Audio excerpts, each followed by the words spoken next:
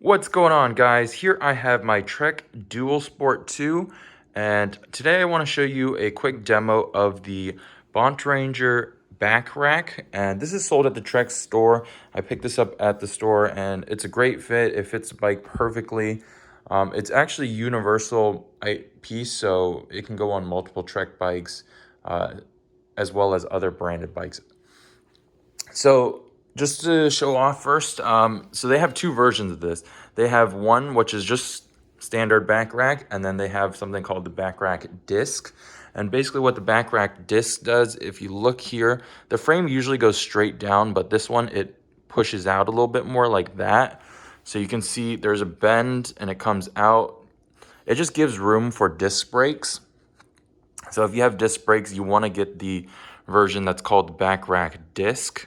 And then the other variation of this here is, I think this is the medium size. There is a large version, which basically it just brings this out longer.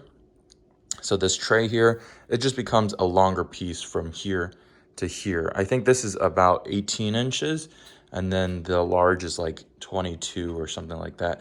If I were to order again, I probably would just get the large because the wheel already comes back this far.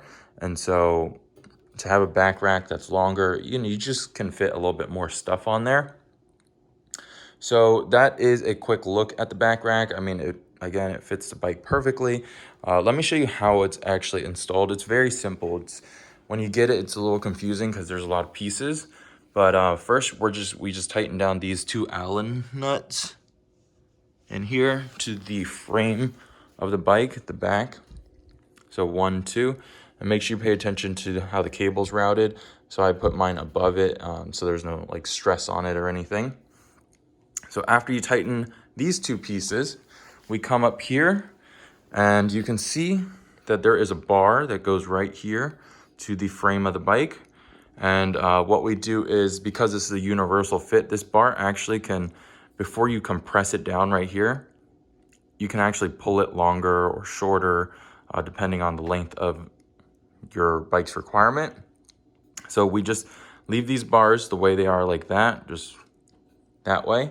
And then we tighten down these two Allen nuts to the frame of the bike as well. And then once these two bars are completely tightened to the frame, then we will tighten these two Allen nuts, and this will basically compress into this bar here.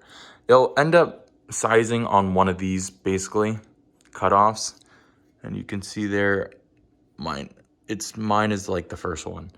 And if you really wanted, I guess you could cut the bar off just to make, if you didn't want this sticking out, you can cut it on one of these lines. But again, that is a quick look at the back rack from Trek.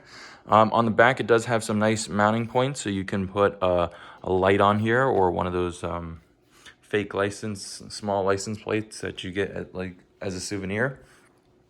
But again, the bike's been great so far. I've used it to commute to work occasionally. The back rack's great. I put my backpack on there and then strap it down with like a bungee. I've got a smartphone mount here, and then I've got that universal mount that Trek offers when you buy the bike. It just slides in and out. I've got a bell to notify pedestrians, the water bottle cage. But I'm rambling on now, guys. So, but anyways, if you found the video helpful, please leave a thumbs up. Check out my channel for tech videos. Please subscribe, and I will see you guys in the next one. Thanks for watching.